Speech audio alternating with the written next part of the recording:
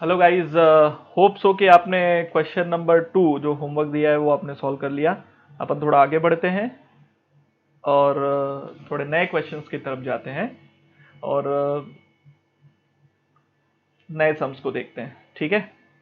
ये बहुत अच्छे अच्छे फीचर्स संदेश सर ने थोड़े रिसर्च करके यूट्यूब में डाले हैं और उसका बेनिफिट्स आपको होगा, जैसे कि प्लेलिस्ट वगैरह करके कॉन्सेप्ट डाले तो एक ही लिंक से आपको सारे टॉपिक्स के जितने भी कंपोनेंट्स है वो एक साथ आप वीडियो में देख सकते हो। That's really very nice. और काफ़ी एफर्ट संदेश सर अपनी तरफ से डाल रहे हैं। टेक्निकली जो चीज़ें मतलब नहीं पता थी वो सब रिसर्च करना पड़ता है, बहुत सारा टाइम जाता है ये वीडियोस बनाने के लिए और आप लोगों तक पहुंचाने के लिए। और याद रखना इसमें एक चीज़ ध्यान में रखिए आप लोग कि अगर आप ये वीडियो देखते हैं, मान लीजिए 1 आवर का video, it doesn't mean that it you will also need 1 hour to complete it. Because क्या होता है इसमें हम लोग बीच बीच में बोलते हैं कि पॉज करके आप लिख लीजिए, तो लिखने में आपको टाइम जाएगा बेटा। आपको बोलते हैं होमवर्क कीजिए, तो ऐसा मत करिए कि होमवर्क स्किप करके चल दूसरा वीडियो देख लेता हूँ। ऐसा करेगा ना तो मार खाएगा तू मेरे हाथ से। क्योंकि अगर तुझे बोला क्वेश्चन नंबर 2 होमवर्क है तो पहले होमवर्क कंप्लीट कर, then you go to the next video, because next video कहीं नहीं जा रहा है। इसके पहले मैंने बोला था कि वीडियो हम लोग निकाल देंगे, बट वी थॉट कि नहीं जाने दो, it will B harsh for you people. ऐसा नहीं करेंगे हम लोग वीडियो को रहने देंगे एंड तक, till your exam, don't worry. और मैं नहीं चाहता कि एग्जाम के बाद तेरे काम का हो वीडियो। ठीक है। तो अच्छे से देखिए और अच्छे से उसको यूज करिए। और संदेश सर को थोड़ा अप्रिशिएट कर देना बेशरम लोग, कमेंट में जरा लिख देना वहां पे कि nice sir, thank you sir, very good. समझ रहे हैं ना, मतलब जो जो तेरे दिल में आए। और ये सब प्राइवेट वीडियोस हैं, पब्लिक सर्च में नहीं आते। पब्लिक डोमेन में जाके यूट्यूब पे सर्च करोगे तो नहीं, इट्स 1 to 1 है, मतलब आप लिख रहे हो हमको पता चलता है, हम लिखेंगे आपको पता चलता है। तो अभी तक तो हम कर रहे हैं, तुमको पता चल रहा है, तुम्हारा हमको नहीं पता चल रहा है। तुम आके चुपके से ऐसा सीक्रेटली वीडियो देख के निकल जाते हो। अरे बेशरम लोग, सीक्रेटली क्यों कर रहे हो, जाओ लिखो। और ठीक है ना, तुम्हारा दूसरा कलीग देखेगा तूने कमेंट किया, ठीक, दिक्कत क्या है? What's wrong in that? Etiquettes में आता है, अप्रिशिएट करो, लिखो, ये सब बातें करो। एंड ऑल्सो राधिका मिस हो गए, गौरव सर हो गए, they are also working on these things and they are also putting lot of efforts to create PPTs and all, तो सो दैट आप तक पहुंचा सके। और वो सब भी जल्द आ जाएगा। वी आर टारगेटिंग कि एज सुन एज पॉसिबल हम आपको सारे के सारे वीडियोस दे दें जितना भी पॉसिबल है। उसके अलावा भी तुझे अगर कुछ चाहिए होगा, ट्रस्ट मी गाइस, आप सिर्फ रिक्वेस्ट करिए, आप बता दीजिए ये चीज चाहिए, and based on that request we will definitely do that. हमारे लिए जितना भी पॉसिबल होगा उतना हम लोग हेल्प करेंगे। मेरा एक ही एजेंडा है, हमारे एफर्ट्स, तुम्हारी मेहनत, तुम्हारी एनर्जी, तुम्हारे घर वालों के पैसे, ये सब का जो आउटपुट है वो है तेरा रिजल्ट। खराब मत करियो। समझ में आए? चलो, कमिंग टू द, अब मैं आपको एक बात बताता हूं। When we talk about the credit policy, ठीक है, क्रेडिट पॉलिसी जब भी हम लोग बोलते हैं ना बेटा, उसको लिखने के ना बहुत सारे तरीके होते हैं। जैसे हम लोग बोलते हैं 3 मंथ्स क्रेडिट पॉलिसी, इसका मतलब ये कि 3 महीने में पेमेंट करिए। फिर कभी कभी ऐसा लिखते हैं कि नेट 30 डेज, इसका मतलब है कि due date is 30 days, 30 days में पे करिए। और नेक्स्ट,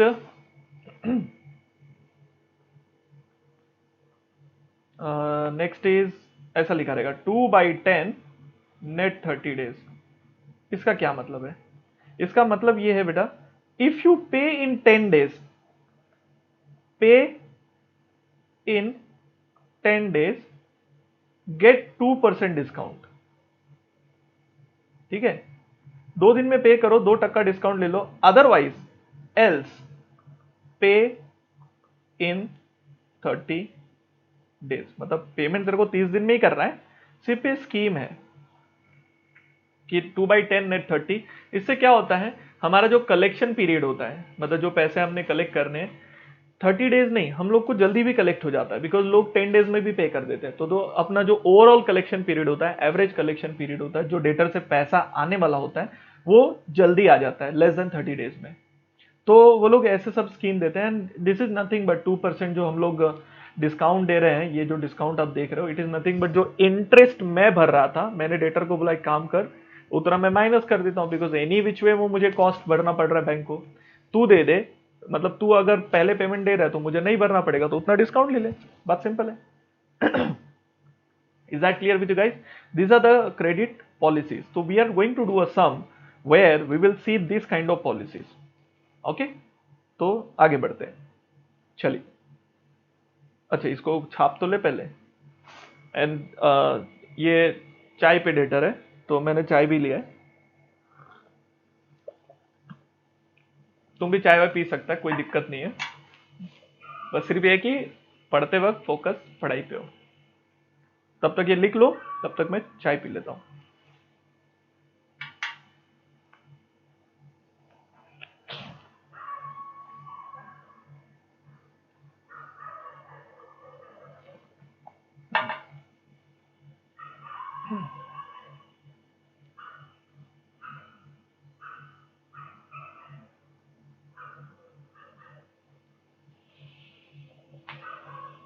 हो गया लिख के? चलो, वेरी गुड। चलो आगे आते हैं, सम पे आते हैं।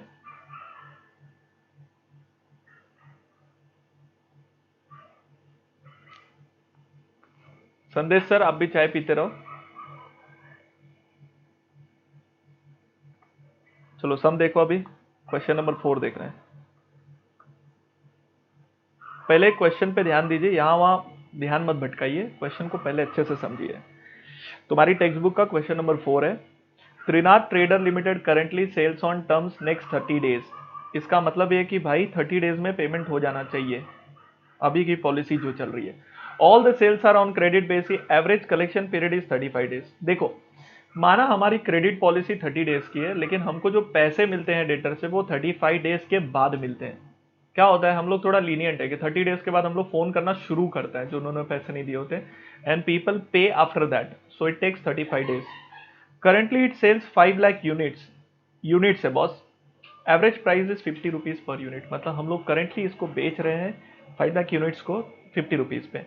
Variable cost is 75% and bad debts is 3%। This are the information given to us. Okay, in order to expense the sales, the management of the company is considering changing credit terms net 30 से हम उसको 2/10 net 30 कर रहे हैं। Do you see this? This is very very important. Net 30 we want to change it to 2/10 net 30। इसका meaning ये है कि हम लोग अभी 30 डेज का क्रेडिट पीरियड दे रहे थे जिसमें 35 डेज में कलेक्शन हो रहा था। अब अगर हम लोग 10 डेज में पे करोगे तो 2% डिस्काउंट देंगे, तो जिससे थोड़ा बेनिफिट होगा। Due to the change in policy, sales are expected to go up by 10%। Sales will jump, bad debts will be 5% on additional sales. ये जो जंप हुआ 10% से, उस पे बैड डेट्स 5% है, पुराने वाले पे तेरा 3% ही है। And bad debt loss on existing sales will remain unchange at 3%। ये वो लोग ने लिख दिया है, नहीं भी लिखते तो भी हमने वही उसका मीनिंग लिया था, right. 40% of the customers are expected to avail the discount. That means 40% will people will pay in 10 days, तभी तो लोगों को 2% डिस्काउंट देंगे। And pay on 10th date. Okay. The average collection period of the new policy is expected to be 34 days. पहले लोग 35 days में पे करते थे, ये स्कीम की वजह से लोग 10 डेज में भी पे करेंगे, तो ऑन एन एवरेज, एक डेट पकड़ूं, 34 डेज में अपने को सभी के पैसे आ जाने हैं। एवरेज बोला है, कोई 35 पे देगा, कोई 20 पे देगा, कोई 10 पे देगा, तो एवरेज अपना 34 डेज है। द कंपनी को 20% रिटर्न चाहिए इन्वेस्टमेंट इन रिसीवेबल में, ये आपका इंटरेस्ट कैलकुलेट करने के लिए। You are required to find out the impact, ignore taxes. Okay, मैं सॉल्व कर रहा हूं, आप ध्यान दीजिए। इन्फॉर्मेशन को एक बार देख लीजिए, टेक्स्ट बुक अपने सामने रखिए ताकि आपको सॉल्व करते हुए कंफ्यूजन ना हो। We are solving question number 4 guys. Again my heading will remain same, evaluation of debtors credit policy. Now we have to draw a line, अब particulars credit policy में we have a current policy and we have a proposed, ठीक है। Understanding it clearly, what is a credit period. थोड़ा सा writing गंदा हो गया, थोड़ा और बेटर बनाता हूं। What is credit period. Current policy में it is net 30 days, and here it is 2 by net 30. ठीक है, this is credit period. And what is a collection period? तो यहाँ दिया है 35 डेज में हम लोग कलेक्ट कर पाते हैं, एंड यहाँ दिया है 34 डेज में हम लोग कलेक्ट कर पा रहे हैं. ये इन्फॉर्मेशन क्वेश्चन में दे रखा है ना, वहां से आ रहा हूं मैं. तो इसको मैं क्लोज कर देता हूं. Now let me have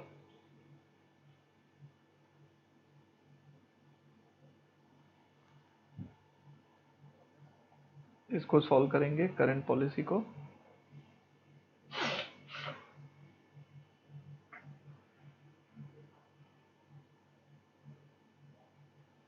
hope so उतने में सॉल्व हो जाएगा.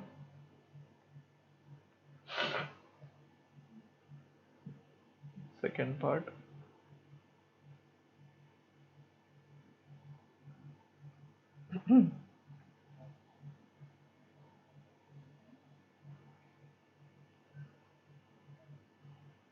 चलिए, अब क्वेश्चन में अपने को सेल्स दे रखा है. What is the sales given to us? 5 lakh units. So let me write here units. पहले हम लोग 5 लाख क्वांटिटी बेच पा रहे थे. नाउ 5,50,000 बेच पाएंगे बिकॉज नंबर्स ग्रो होगा ना. Now let's write sales in amount. चल बता अमाउंट में कैसे लिखेगा? सीधा सा बात है, 50 रुपीज का एक यूनिट है, तो 50 रुपीज के हिसाब से कितना आएगा? तो 5 लाख इंटू 50 अमाउंट आता है. बहुत बड़ा बड़ा अमाउंट आ रहा है. आप चाहो तो इसको 1000 में कर सकते हैं सम को सॉल्व. तो मैं यहाँ कर देता हूँ रुपीज इन 1000. ठीक है, तो रुपीज इन 1000 के हिसाब से करो तो 25,000 आएगा. एंड 5,50,000 इंटू 50 करेंगे तो 27,500 आएगा. माइनस वेरिएबल कॉस्ट कंट्रीब्यूशन मिलेगा. If there is a fix cost then लिखेंगे. क्या है फिक्स कॉस्ट? क्वेश्चन में दिया है कि कहीं पे नहीं दिया है बेटा. So let's remove it. If it is not given what is a point two right it, है ना. 75% इज आवर वेरिएबल कॉस्ट. सो 75% 50 का कितना होता है? 50 का 75% इज 37.50. क्वेश्चन पे रहिए आप लोग, यहाँ वहाँ मत भटकिए. तो ये हो जाएगा 18,750. सो 25,000 माइनस 18,750 कम्स टू 6,250. अब आगे बढ़िए, और क्या आएगा इसमें? फिर अपने को डायरेक्टली लिखना पड़ेगा बैड डेट्स. 3% है मेरे हिसाब से. 25,000 का 3%, ये देखो यहाँ पे 3%, दैट कम्स टू 750 रुपीज का बैड डेट्स है. After bad debts is also gone 6250 minus 750, एक 5,500 आता है ना. This I can term it as a profit. अब इसमें जो बड़ी चीज है, जो अपनी मेन चीज आनी है, वो है तेरा इंटरेस्ट कॉस्ट इन डेटर्स. उसके लिए पहले कैलकुलेट करना पड़ेगा डेटर. तो हम लोग ने डिसाइड किया है कि sales upon 12 month into collection period. क्योंकि यहाँ पे देखो ना, क्रेडिट पीरियड 30 डेज लिखा है, लेकिन अपने को जो पैसे मिल रहे हैं वो तो 30 डेज में नहीं मिल रहे हैं, वो तो 35 डेज में मिल रहे हैं. तो उसके हिसाब से यहाँ पे आना है.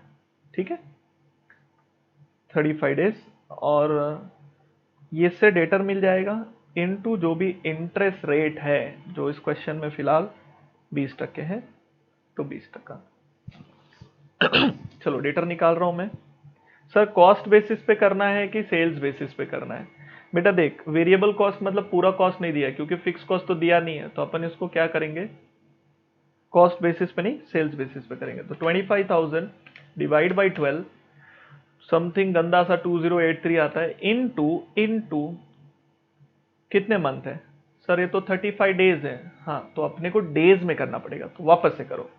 25,000 डिवाइड बाई 360 डेज लीजिए, कितना ले रहे हैं अपन 360। सर 365 भी ले सकते हैं क्या? ले सकते हो, कोई दिक्कत नहीं है, लेकिन फिर आपको नीचे लिखना पड़ेगा। अब यहाँ पे क्वेश्चन में कहीं भी लिखा है क्या? नहीं लिखा है, तो मैं क्या करता हूँ, मैं लिख देता हूँ, सुनो। Take 360 days in a year. Exam में भी लिख के आता है, तो आपको अजम्पशन नहीं लेना है। 360 डेज के हिसाब से देख, वापस कर रहा हूँ। 25,000 का sales divide by 360 into 35 days, ये हो गया डेटर। तो अपना डेटर आ गया 2431 into 20%, into 20%, it comes to 486,000। Rounding off कर रहा हूं मैं, तो बेफिक्र रहिए। 500 minus 486, that comes to 5014। This is the profit. अब जरा आ जाओ सेकेंड पीरियड में, सब लोग ध्यान देंगे, प्लीज डोंट राइट लिखो मत, क्योंकि वैसे भी तुमको लिखने का मैं टाइम दे रहा हूं। अब आ जाओ 27,500 इंटू 37.5, सॉरी 27,500 इंटू 37.5, कुछ बड़ा अमाउंट आ रहा है भाई। सॉरी 5,50,000 यूनिट्स है ना, 550 इंटू 37.5, पगला गया था मैं थोड़ा सा। अभी आया 20,625, ये आ गया। सो 27,500 माइनस 20,625 कम्स टू 6875। आप भी करते रहिए कैलकुलेशन। अच्छा, डेटर को जरा संभालना, बैड डेट्स को जरा संभालना। उसने क्या बोला था कि जो तुम्हारा पुराना वाला है उसके ऊपर 3% ही रखो, जो एक्स्ट्रा है एडिशनल, सो एडिशनल जितना भी है, कितना है 27,500 माइनस 25,000 मतलब 2,500, इसके ऊपर आप ले लीजिए कितना एक्स्ट्रा, एडिशनल इज 5%, तो इस पे 5%। सो देखो कितना आएगा मालूम है, 3% का 750 तो ऑलरेडी लिखा है अपन ने, प्लस 2,500 का 5% plus 750, this amount comes to 875, तो इट विल बी 6,000। ओके, अब डेटर निकालते हैं। डेटर जैसे निकालते हैं वैसे ही निकालना है, कोई दिक्कत नहीं है। 27,500 डिवाइड बाई 360, ठीक है, डिवाइड बाई 360 इनटू इसका कलेक्शन पीरियड कितना है बेटा, 34 डेज है, तो 34 डेज लीजिए इनटू 34 डेज, 2597, राउंड ऑफ कर रहा हूं मैं, है ना, 2597 इंटू 20%, उसका इंटरेस्ट 20%, 519.44 आता है, मैं 519 ही लेता हूं, कोई दिक्कत नहीं। 6,000 minus 519 comes to 5481।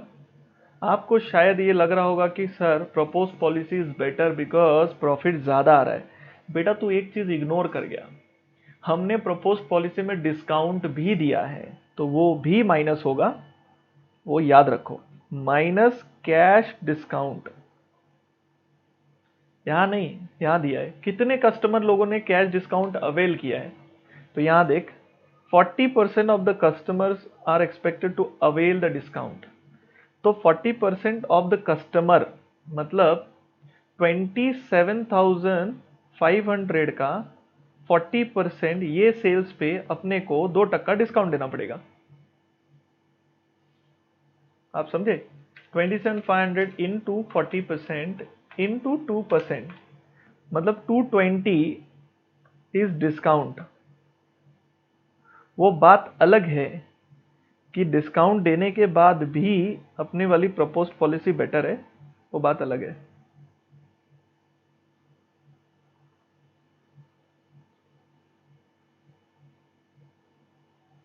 So 5481 minus 220 comes to 5261 and 5014. This is the net profit. अब तूने सब कुछ ले लिया, तो ज़्यादा बोलने की ज़रूरत नहीं है मुझे. Let me right the conclusion is that proposed policy is better. Proposed policy is better as it gives extra profit of rupees 247. बराबर ना, रुपीज इन लैक्स था ना, तो लिखना पड़ेगा ना इस तरीके से.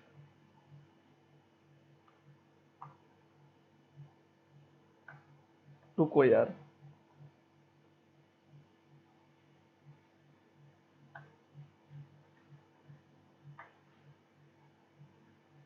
हम्म, हम्म, हम्म.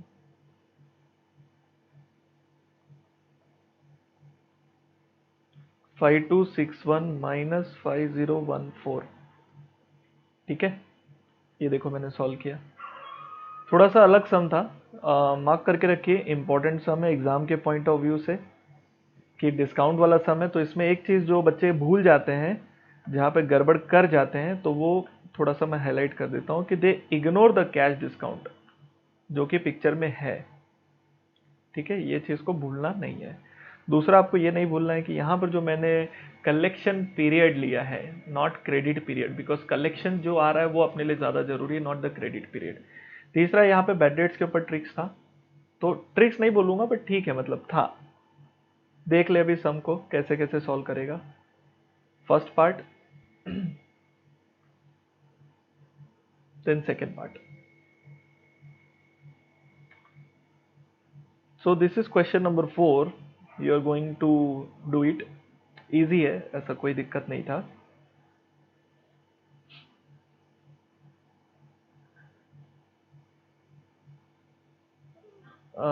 मैं आपको शायद ये sum, this sum you can try as a homework, because इसमें सब चीज़ें क्लियर कट लिखी हुई. मैं क्वेश्चन रीड कर देता हूँ. It is on the similar footing of question number 4. So we'll just read the question for your understanding. Question number 6 can be homework, same as question number 4. Check करो. PK ji currently sells on term net 45. मतलब अभी जो हम लोग बेच रहे हैं उसमें नेट 45 के इस पे बेच रहे हैं. The company has sales 37 point lakhs in a year with 80% being credit sales. Very important line guys, very very very important. So let me have this highlighted. बेटा देख, पूरा डेटर का जो कैलकुलेशन है ना वो क्रेडिट सेल पर ही है, क्योंकि डेटर पैदा ही होता है क्रेडिट सेल की वजह से. तो अपने को ये सोचना ही नहीं है कि बाकी 20% का क्या हुआ. पूरा सम 80% पे सॉल्व करो. At present the average collection period is 60 days. You know what this is all about. हमारा पॉलिसी क्या है बेटा? पॉलिसी देखेगा तो नेट इसका है, लेकिन कलेक्शन क्या है? 60 डेज. तो हमको मालूम है कि हमको कलेक्शन देखना है, पॉलिसी नहीं. The company is now considering offer 2/10 net 45. हम लोग सोच रहे हैं 2/10 नेट 45 कर दे, मतलब 45 डेज में अगर किसी ने पे करना ही है, तुमने 10 डेज में पे किया तो 2% discount. It is expected that new credit policy will increase the credit sale by 1/3. वो क्रेडिट सेल बाय 1/3. सिर्फ credit sale will increase by 1/3, not the cash sales, because cash वाले कस्टमर उतने ही रहते हैं, वही रहने वाले. The company also expects that 60% of the credit sales will be discount and average collection period will be reduced to 30 days. Oh, 60% customer will credit sell, लोग discount avail करेंगे. जैसे लास्ट टाइम वाले में 40% था ना, इसमें 60% कस्टमर लोग क्या करेंगे? क्रेडिट अवेल करेंगे. और हमारा कलेक्शन पीरियड हो जाएगा 30 डेज का. जो 60 डेज था इट विल बिकम 30 डेज. ठीक है. The average selling price is 100 rupees. वो क्वेश्चन में दिया है. Variable cost is 85%. Company is subject to 40% tax rate. Sir ये तो टैक्स आ गया बीच में. पूरा प्रॉफिट कैलकुलेट होने के बाद, सब कुछ होने के बाद टैक्स लास्ट में आएगा. तो फिलहाल तेरे लिए कोई टेंशन का बात नहीं है. Before tax rate borrowing on working capital is 18%. ये भी देखो बिफोर टैक्स का दिया है. तो टैक्स फिलहाल आप इग्नोर करिए, दिमाग में मत रखिए. 18% इंटरेस्ट लेना है. क्या कंपनी को क्रेडिट पॉलिसी चेंज करना चाहिए? Support your answer by calculating the expected change in profit. Assume 360 days in a year. इस बार अजम्पशन लेने का जरूरत नहीं है, मतलब क्योंकि क्वेश्चन ने सामने से अजम्पशन करके दिया हुआ है। तो इस क्वेश्चन में जो नया है वो है क्रेडिट दिया हुआ है अपने को, क्रेडिट सेल्स का इन्फॉर्मेशन दिया है, क्रेडिट सेल्स इंक्रीज होगा। मतलब आप पूरा सम को क्रेडिट सेल्स पे कर दो ना भाई, आपको तो दिमाग लगाने की जरूरत ही नहीं, बिकॉज जो कैश सेल्स है उस पर जितना प्रॉफिट होना है वो तो उतना ही होने वाला है। पूरा सम क्रेडिट सेल्स में सॉल्व कर दो। तो it is similar to question number 4। ऐसा कुछ भी डिफिकल्ट या डेंजरस नहीं था जो आप नहीं कर पाओगे। It is very easy and I think you can do it. करिए, ट्राई करिए। हाँ डिफिकल्टी फंसी मुझे बोलिए, मैं ट्राई कर दूंगा फिर आपके लिए, ठीक है। तो इसको हम लोग क्वेश्चन नंबर 5 को अपन ने होमवर्क बोल दिया। एंड मेहरबानी करके पहले होमवर्क सॉल्व कर, बाद में तू वीडियो देख आगे का। मैं आगे जा रहा हूं बिकॉज मेरे हिसाब से आपने होमवर्क कर लिया, मैं उतना टाइम पीरियड मैंने आपको दे दिया।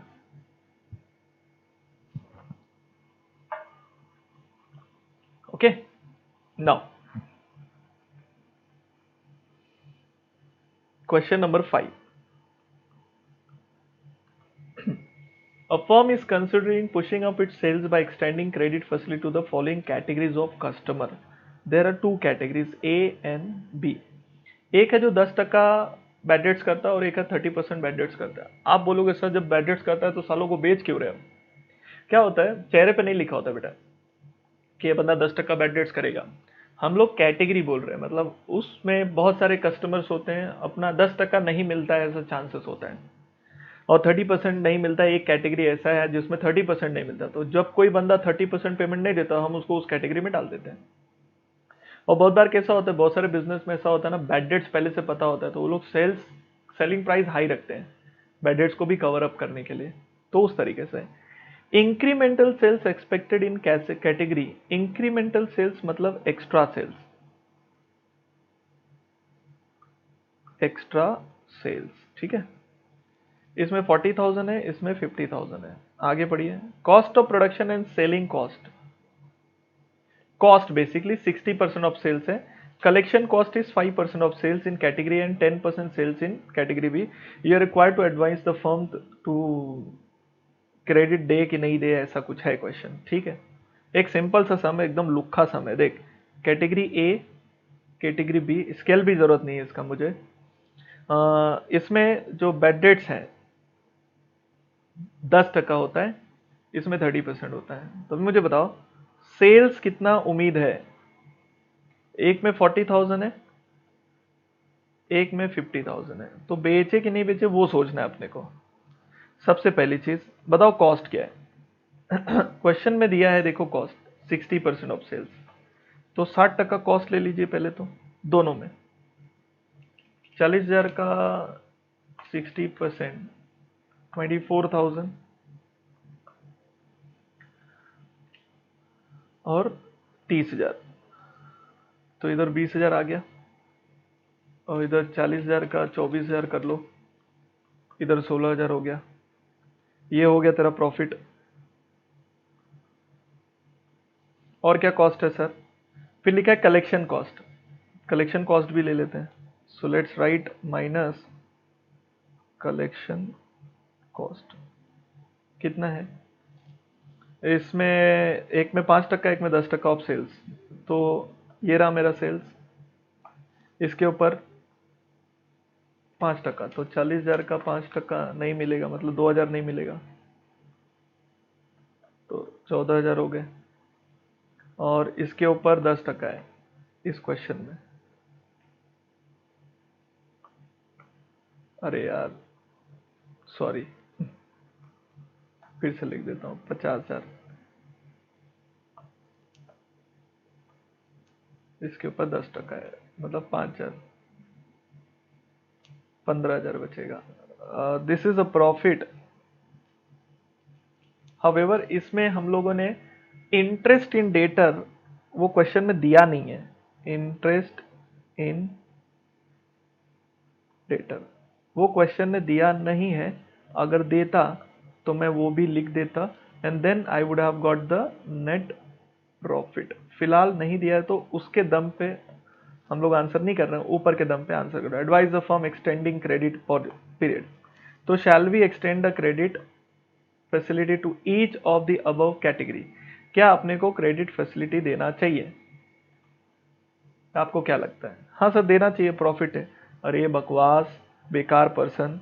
उधर देख इधर देख, 10% 30% नहीं देगा ना, तो बैड डेट्स तो लिखा ही नहीं अपन ने, तो चलो बैड डेट्स लिख देते हैं।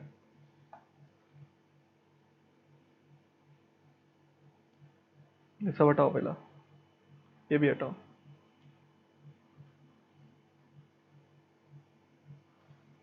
अभी लिख रहा हूं, एक्सपेक्टेड बैड डेट्स नहीं देगा। कितना नहीं देगा इसमें, कितना नहीं देगा, ये 10% नहीं देगा, मतलब ये 4,000 रुपये नहीं देगा अपने को। तो देख 16 में से आपका 6 गया, मतलब 10, और ये बंदा 30% नहीं देगा, मतलब he is not going to pay you 15,000 rupees, nil. तो प्रॉफिट आया। अब वो लिखता हूं मैं, less interest cost in debtors, वो क्वेश्चन ने नहीं दिया है।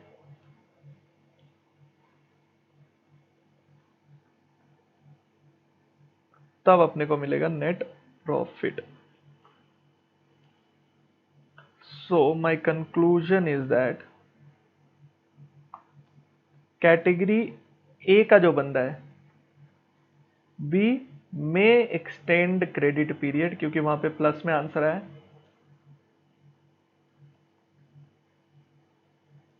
But category